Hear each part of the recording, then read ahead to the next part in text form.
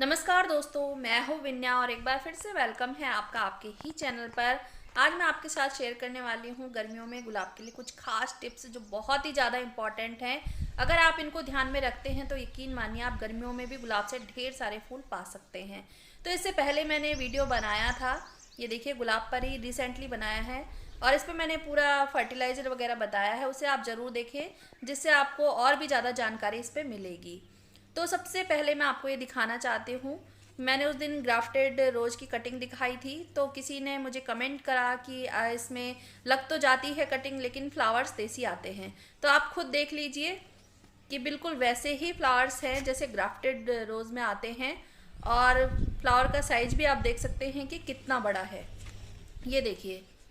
तो ऐसा बिल्कुल नहीं है, आप अंग्रेजी गुलाब की कटिंग लगा सकते हैं। अगर आप अच्छी तरीके से लगाएंगे तो लग भी जाएगी और उसमें फ्लावरिंग भी बहुत अच्छी होगी। तो ये था कटिंग्स का अपडेट जो आप लोग देखना चाहते थे। देखिए कितने खूबसूरत फ्लावर्स आए हुए हैं और देख के मेरा बिल्कुल भी मन नहीं भरता इनसे।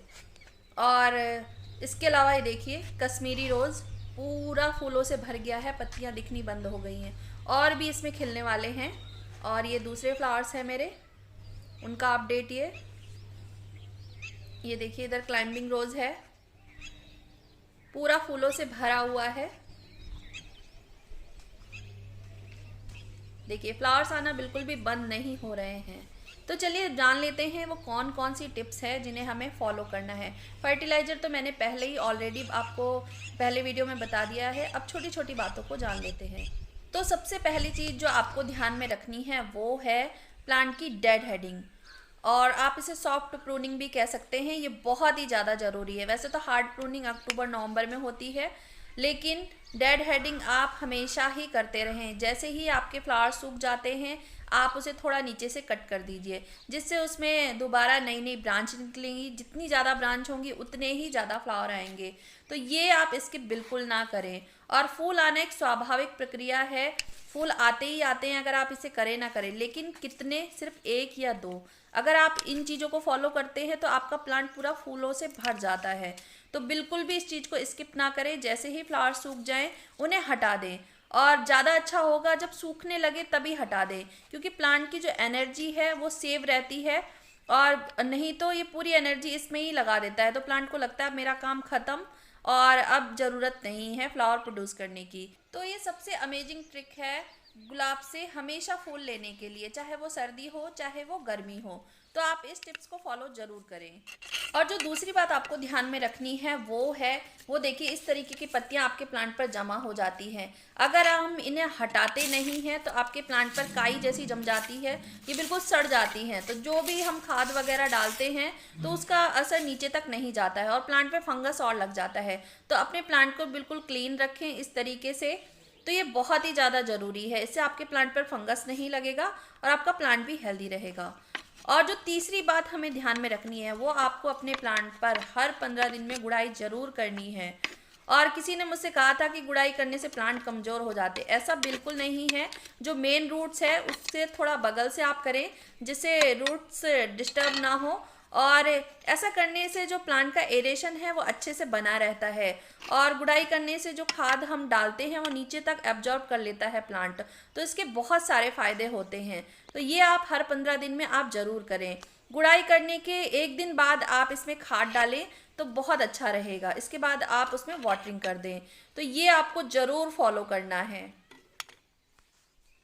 और इसके अलावा आपने देखा होगा हर किसी के प्लांट पर इस तरीके की पत्तियां जरूर रहती हैं, थोड़ी सूख जाती है, थोड़ी पीली होने लगती है। तो उन्हें बिल्कुल डेली निकालना बहुत ही ज़्यादा ज़रूरी। जब भी आपको इस तरह की पत्तियां दिखे आप उन्हें तुरंत निकाल दें, क्योंकि एक पत्ती से ये पूरे प्लांट पर धीरे धीरे असर करने लगती है।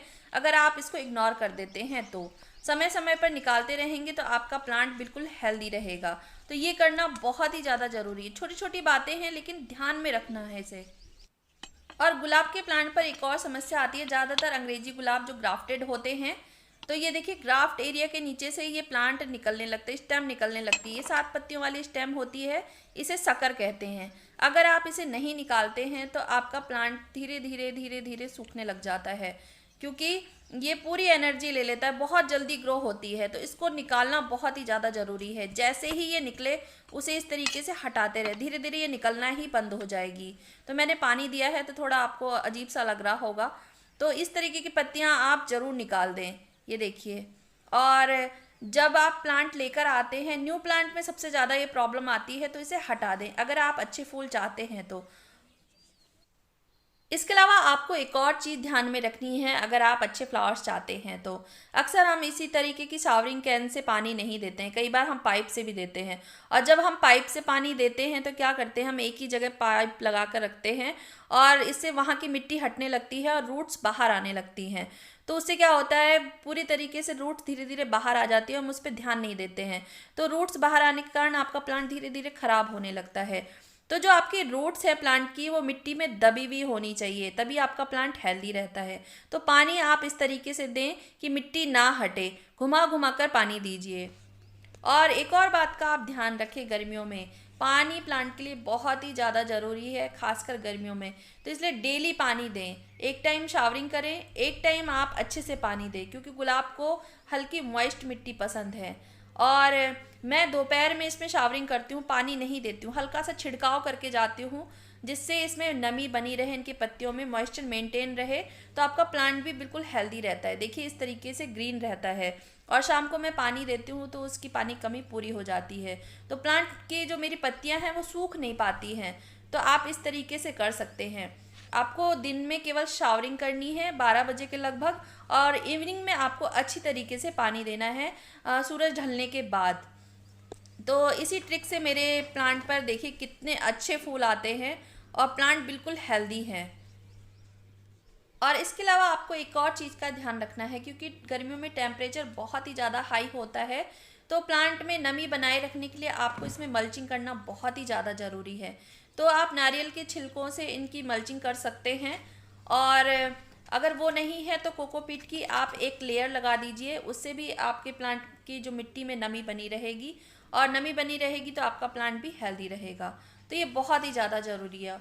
और हो सके तो आप इन्हें ग्रीन नेट के नीचे भी रख सकते हैं, और अगर नहीं रख पा रहे हैं ग्रीन नेट के नीचे तो आप अपने प्लांट को इकट्ठा कर लीजिए और बिल्कुल उन्हें पास पास इकट्ठे कर दीजिए, जिससे वो आपस में उनके जो मॉइस्चर है वो मेंटेन रहता है।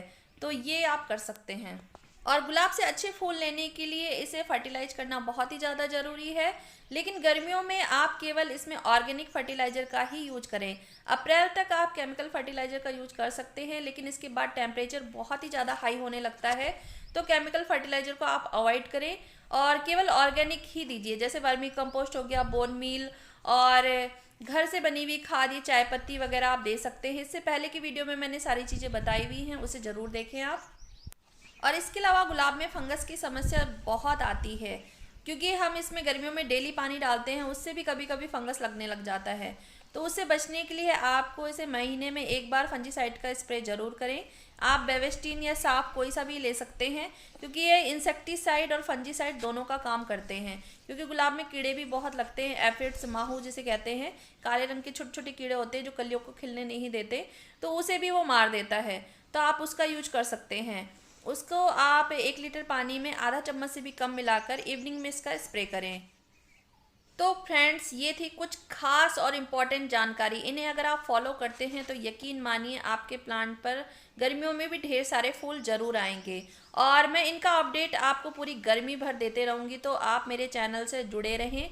और इसी तरीके की वीडियो देखने के लिए आप मुझे सब्सक्राइब कर सकते हैं। और वीडियो पसंद आता है तो प्लीज़ लाइक ज़रूर करिए, कमेंट करिए। तो फ्रेंड्स, फिर मिलते हैं एक नई वीडियो में नई जानकारी के साथ। Take care and bye bye.